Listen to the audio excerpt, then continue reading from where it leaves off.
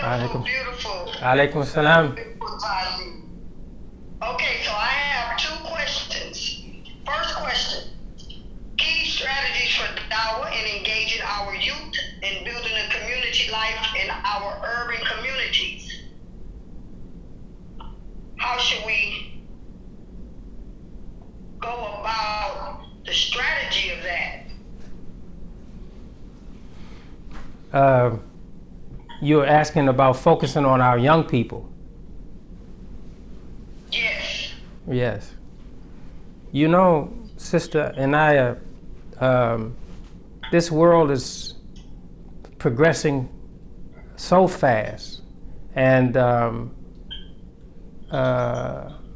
if we're not paying attention to the changes and the way that they have the changes in the world in terms of how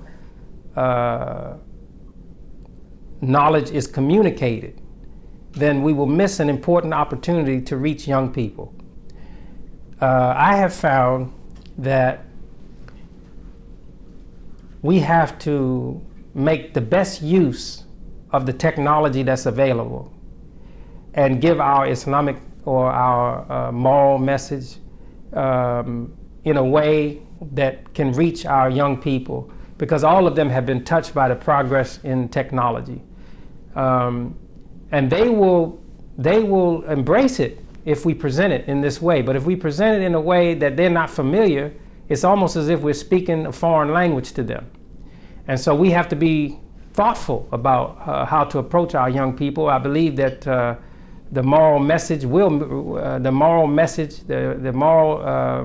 message coming from Islamic sources, and also the moral message coming from religion in general, Christian community, Jewish community, that it will reach them if we give it to them in a way that they can appreciate and discern it and digest it.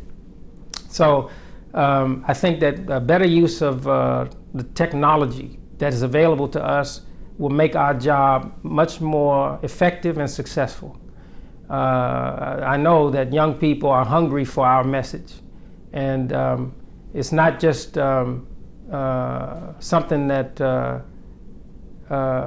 we should do in the ways that we have done it in the past. I see that there's a gap because of us not paying attention to the demand of the present time. So we have missed, and I've studied this. I have looked at the various cities where we have big population of Muslims, and where we have successful schools and where our schools have failed.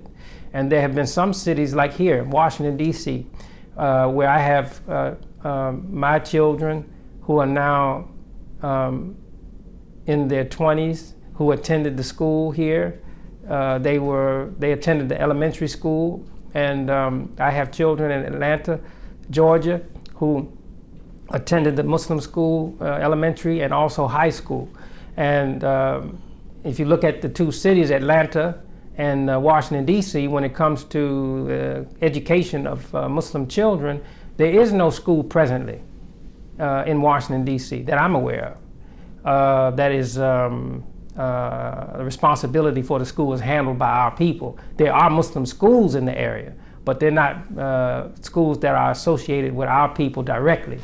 There may be some efforts, but they're smaller than the efforts that existed prior. And this is the point I'm making, that something is missing in the sensitivity and the commitment of certain parties to that institution. And I think that what has happened is that we have neglected to take advantage or take into our concern. And that's what I want to say, more than take advantage. Take into our concern the importance of using the technology that's available. Because we have skilled people. We have educators all around these United States in our community. And I'm talking about some outstanding educators, people who have distinguished themselves. So we have the resources, we have the knowledge, we have the drive, as indicated by your question. I can hear it in your voice. I can hear your conviction that you have the drive and the interest, but we need the strategy. And I think that part of the strategy, a big part of it, is a better use of what is available to us in terms of resources and technology. And if we make better use of that, we can reach our young people, draw interest from them, and that will inspire the parents to be more supportive of the interest that we have. So I think that that's one, and we'll discuss it more as time goes on, more strategies. Some things are left unsaid when it comes to strategy. Some things, when you're strategizing, you don't want everybody to know what it is that you have as a plan. You want to let them know generally what you want to achieve, but you don't want to give them too many details. So we'll have Dawah strategy meetings where we can talk to our people directly, like yourself, where it's not being broadcast all over the world. Okay, next we have Sister Nadia. Sister Nadia, your microphone is unmuted. Assalamu alaikum. This is actually Sakina. I'm Nadia's mother. So I'm going to ask the question that she and her sister, who's also 16, this is a question about the youth as well. They have been watching, the events unfold the past couple of weeks and watch, protests. And we've discussed with them, we pretty much echo what the Imam said today in terms of what our responsibility is. But they still have this question as they see their peers, protesting and marching. Their question is, what should they do? What is their role as young Muslims? And they kind of need something tangible as to what they should physically be doing. And so that's my question is, can you speak to them as to what their role is in this current moment? I know that it's for younger people, teenagers especially, the activity of the body, being physically involved is very important. But the fact that they're thinking deeply about how they should be involved is also very important. And many people we see in the protests, they are reacting to things, and they're in the moment, and they want to be present and physical, but the processes that are going on here intellectually, and which leads to the establishment of the moral concern or the moral conviction, that's not as mature, and that's being pulled and pushed. Whereas the ones who are at home observing, they're preparing themselves for the time when their voice of leadership will become a necessity. So just because you're not physically present in the protests doesn't mean that you're not involved in what's going on.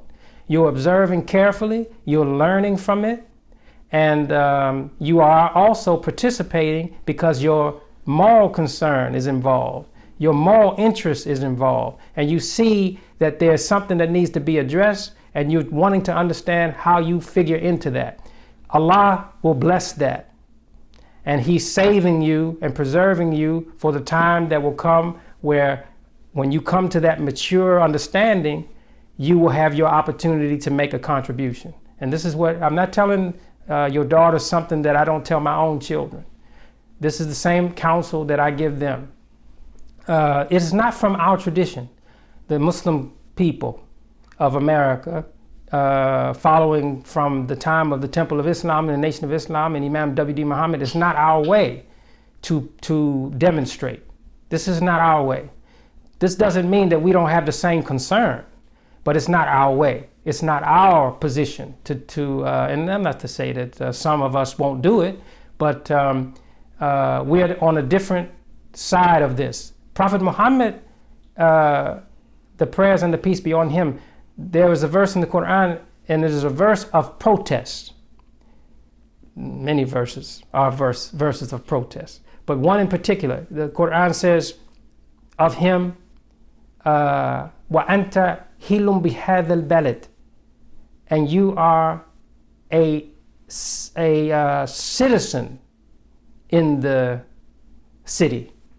You are a citizen in the city. In other words, you are deserving of respect based upon many factors. And so this was given support to Prophet Muhammad protesting disrespect for him because he said that there's nothing to be worshipped except the one Lord Creator. So he was being persecuted because of that. And so this verse establishes that this persecution of him was unjust, and therefore it is his right to protest. But this protest does not mean that it has to be expressed as demonstration in the way that we see it now. That's not the only way to protest. You can protest in your preparation. You can protest for a future time of contribution. And that's what I would encourage in our young people. Understand that your life and the opportunities for you to grow into responsibility are at hand. And so rather than being a force of reaction, you will be a force of anticipation, and you will be shouldering the responsibility of society, and you will become a trusted entity in this country. And that's what I would encourage our young people to think on.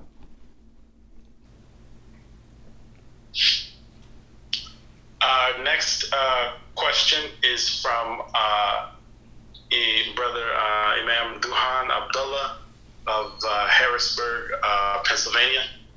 Brother Imam, your microphone is open. Yes, assalamu alaikum. Wa alaikum salam, Brother Imam. Excellent. Very excellent presentation. Man, I'm Praise honored be to Allah. I wanted to ask you a question about how you addressed our concern for being responsible for ourselves, and then moving out to be responsible for the environment around us, and eventually to be responsible for the country. And I think it would be beneficial to answer this question: is it the Islamic interest to make America into a Muslim country?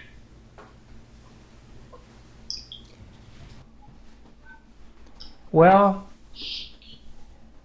if I believe that something is of value to my human life, and I respect all human life, then I would want to share what I know is valuable with everyone else. So in that sense, I would say yes, we would like to see America be a Muslim country. But that doesn't mean that being a Muslim country does not accept or does not accommodate faith communities of whatever expression, if we understand Islam correctly. But also, on the other hand, I would not like to see America become a Muslim country, because there's so many ideas that are conflicting with Islam that Muslims have. And so somebody will present themselves as a Muslim leader and be advocating something that is antithetical and against Islam, and doing it all in the name of Islam, and creating all kinds of damage and difficulty and bad relationships and bad feelings, and creating danger zones in the country. So no, we don't want that. So it's a very difficult concern, but I think that the well-meaning people, they will understand that the Islamic interest is not to dominate anyone, or to impose anything on anyone, or to make people feel inadequate in their faith. Allah does not punish innocence. People who have innocent faith and innocent language of faith, their life and their mind and their hearts are sincere, Allah favors that. He blesses that. So we wouldn't want to see America lose its public character, the character of diversity, where you have the many people coming from many disciplines and many faiths, working together, cooperating with each other, loving each other, respecting each other in their community and cultural existence, having strong economic ties with each other. This is the America, this is the beautiful America. And this is the America, the vision of America and the intent behind the founders of this country, that from the many perspectives come one emphasis, and that emphasis is on what we all share as a common human life in terms of our origin and our created worth and our destiny as a human in human existence and in human community. So in the sense that Islam serves that vision, I would like to see people embrace Islam.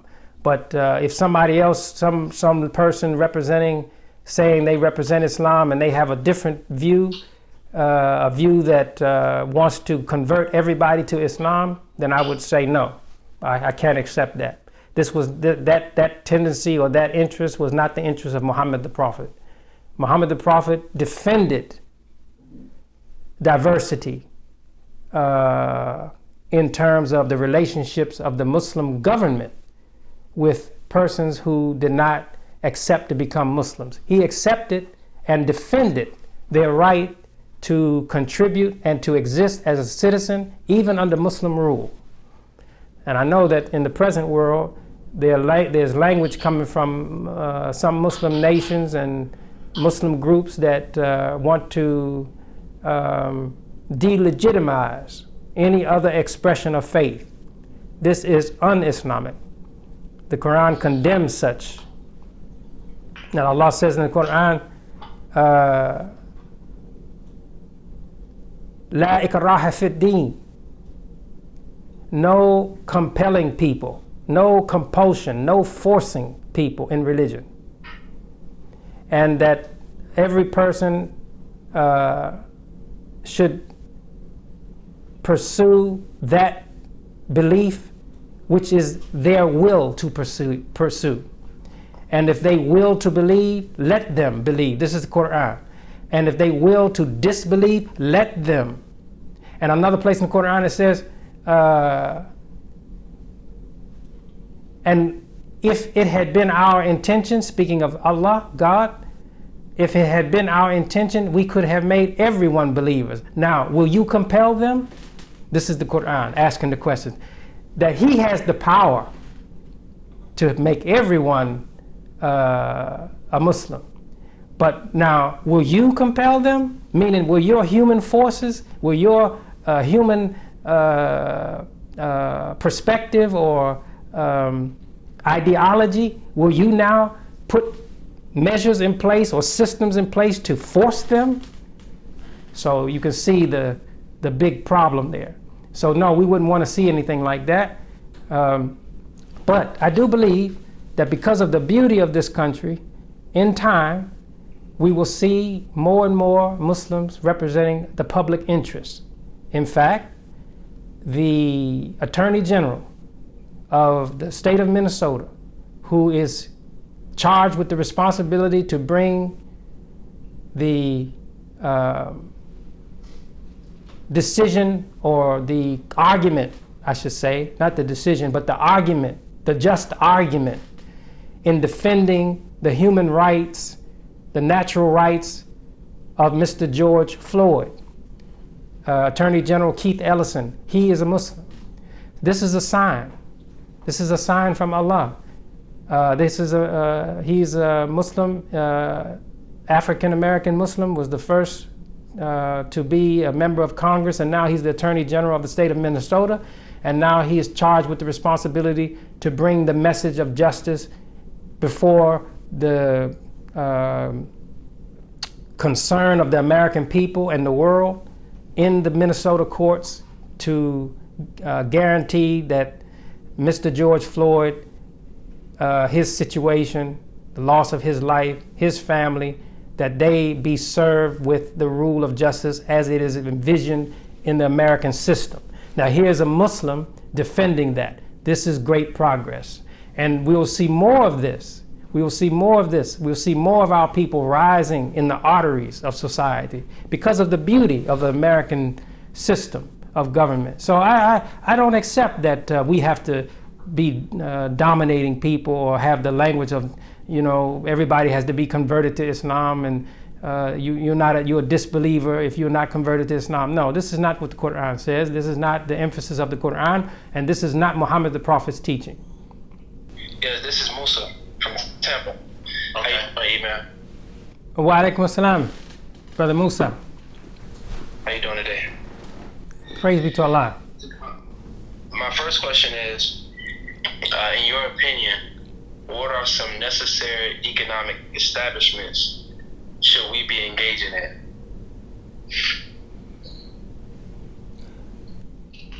Very good question. We have to study our needs and look at what exists in our communities that are addressing those needs, and we have to compete with what exists. And those areas where there's neglect in terms of addressing the legitimate needs, we have to establish new business entities to do that. So every community, every city is different, but also there are some things that we have in common.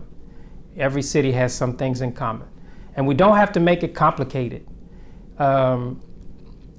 The Koreans, the Haitians, the Vietnamese, and other groups that don't have political or have a public face in the political forum still have economic presence. And they have strong economic presence mainly in the African American communities because the businesses that they are involved in, there's a need for those businesses. So this is the United States of America, and we are in the free enterprise system and the free market economy, and therefore we have an obligation to compete.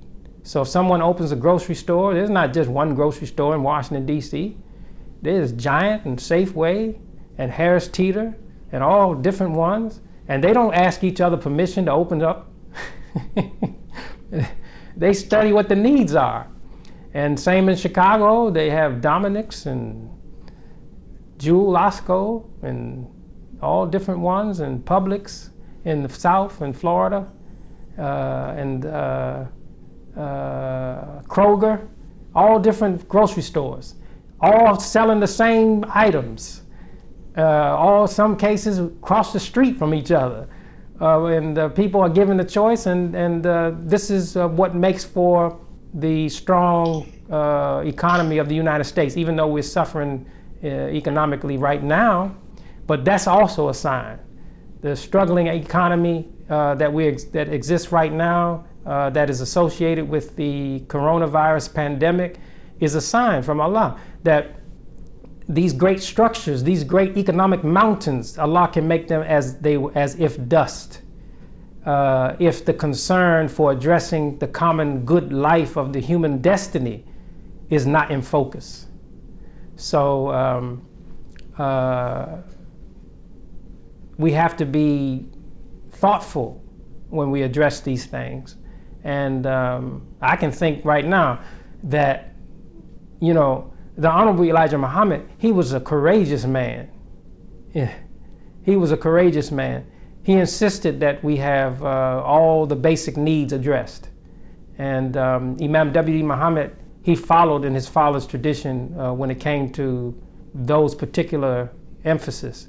Imam W. Muhammad's interest was to strengthen us economically, and not that it be a show or just a showing, a material showing, but that it be viable businesses, not businesses that have been supplemented, or businesses that don't really exist as a business on on the balance sheet that is really not existent, and it's not productive, and it's not profit making, but it exists because you have dedicated patrons, and somebody is making some maneuvers on the accounting side, but it's not really existing as a real business.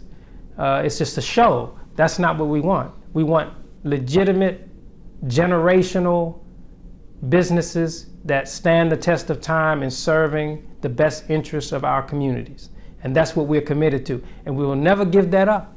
We will never give that up. Generation after generation, leaders after me, the next leader, and so forth and so on, until it is brought to establishment. We were orphaned in this country. The greatest crime that was committed against the black man and woman in America was to separate them from their responsibility as human beings, to separate them from shouldering the responsibility for economic life, for inviting them to believe that somebody else should be responsible for them. This was the greatest crime. And at this very moment, we can see the residual effect of that. So we have to take our time to carefully look at the condition of our communities and what the needs are, and assemble the best people to address that. And thank Allah, I have people now with me from our community who believe in my leadership, they accept my leadership, and they have all the time been with me ever since they came into contact with Imam W. Deen Muhammad's opinion of me. And once they were satisfied that his opinion of me was such that they could support it and support me, they have never left my side. And we have people like that right now. In fact, right now, where I'm sitting, right now, there's some brothers with me right now, and they're that tight. So we're going to be aggressive when it comes to this, but these things take time, and we need brothers like yourself, Brother Musa, to join us and work with us in the city where you are, and invite others who have the same kind of mind, and invite them to what we're saying. And I know that you will be successful in convincing them that we have something worthy of support. Assalamu alaikum, Imam. Alaikum assalam, Brother Imam Terenzo. Thank you for your words today. Praise be to Praise Allah. be to Allah. I had a question, Imam, in regards to language that's been used in our community regarding this particular time now, leadership. I've heard people use language, and I know Imam Muhammad conditioned us to be language people, to use the best language. One of the things that I'm hearing is replace Imam W. D. Muhammad. I never had that in my mind, that I'm replacing Imam Muhammad by supporting active leadership today. I don't understand this language of replace. It has given a lot of people trouble, because if you use that language replace, in my mind, Imam Muhammad is always the first Imam, and all Imams after him in leadership positions, whether they're local, national, whatever, they should follow in his footsteps. If you're not following in his footsteps, his language, his emphasis, his spirit, his love for humanity, you don't qualify to me to be the leader in a local masjid or as the head for the national body. Can you address this language that's out there about replace? People thinking that we're trying to replace Imam Muhammad. Imam Muhammad birthed me. I had no life as far as me being incarcerated, being in that darkness. Imam Muhammad gave me light even in that darkness. So Imam Muhammad is always the first man. And when I look at countries of like Pakistan and places like that, they never forget their first leader, the leader that helped put them on the road to progress. So could you address this for us? Thank you. Yes, thank you very much, Imam Terenzo.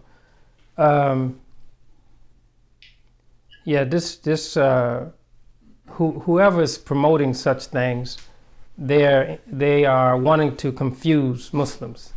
They wanted to distract Muslims. We say we reject this and we seek Allah's protection from such people. But what you stated is absolutely correct, that we belong to a tradition, and we have to describe this in this way. And someone will say, well, we belong to the following of the Sunnah of Muhammad the Prophet. Yeah, that is true, and that's foremost, no doubt about that. We are persons following Prophet Muhammad, the prayers and the peace be on him, and his way, and the way of his companions, the way of his close followers, those who were close to him in his immediate surrounding, and also those who came after. We follow them in their excellence. We follow them in their teaching, and this represents a tradition. And from this tradition, we have the schools of thought, and the term that the term that's used to that is translated schools of thought actually means to go in a direction, to go in a direction. So we have a direction too. And yes, it's true that that Islam came to us in a kind of in a very peculiar way, but we arrived at the proper destination, and that is to the Quran and Muhammad the Prophet, and we have our sensitivity for that, and that sensitivity was defined by the teaching of Imam W. Deen Mohammed. Anyone who says that he can be replaced somehow is either a foolish person, ignorant person, or they are a devil. There's no in between. You're either ignorant, you don't know what you're talking about, or you're devilish, you have bad intentions. So the Imam W. Deen Mohammed took into his concern, took into the capacity of his heart and the capacity of his intellect to strain to allow us to come to an appreciable expression for Islamic life that was at once satisfactory, agreeing with and not deviating in any way from Muhammad the Prophet's teaching and Sunnah, not deviating in any way from the Holy Quran teaching, but at the same time addressing the peculiar need in us as African American people to stand on our own and to recognize our place within the international following of Muhammad the Prophet, but with a independent dignity. This is something that required guidance. This is something that required a special blessing from Allah. And for that reason, there can be no replacement for Imam W. Deen Mohammed. So when I say of myself, and yes, I say of myself, I say this, that I am his successor, means that we are succeeding in his path. We are succeeding in his tradition. We are continuing. I don't say that anyone has to accept me. They don't have to use that language to describe me. They don't have to accept me at all. Doesn't make any difference to me. I know what he told me, and the leaders that claiming to be ones who are representing our life, I know what he told them. I know what he told the great numbers, the great following, the great gatherings about my importance to him for that present time and also in the future. So I have no hesitation describing myself for the purpose that I have. But that doesn't mean that in any way that I would even think that there's some replacement for him, because I have no language to express this religion and our perspective except that he taught it to me. So that's my position, and that's why I said at the end of my address, don't test me. Don't test me. I'm carrying W. D. Muhammad's sword. You might have a sword, and you may have a sharp one. But by the time I pull out my sword, just the gleam of the light will blind you, and you'll be swinging in the air at nothing.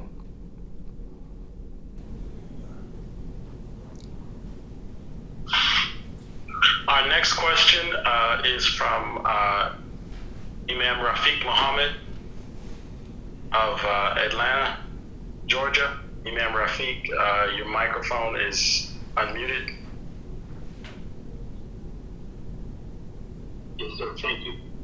Assalamu alaikum, brother Imam. Alaikum salam, Imam Rafiq. My friend. Yes, sir. My beautiful friend. You look great. Just to follow up on Imam Lorenzo's question, can you explain the differences or similarities in Imam W. Muhammad's teachings from the 70s, the 80s, the 90s, and into 2000s, and how the Muslim American Ministry for Human Salvation is establishing itself upon that or connected with that? Yes, that's a very good question. And to Imam Ibrahim, this has to be the last question for the day. Yes, sir. So, Imam W. Deen Mohammed had the obligation,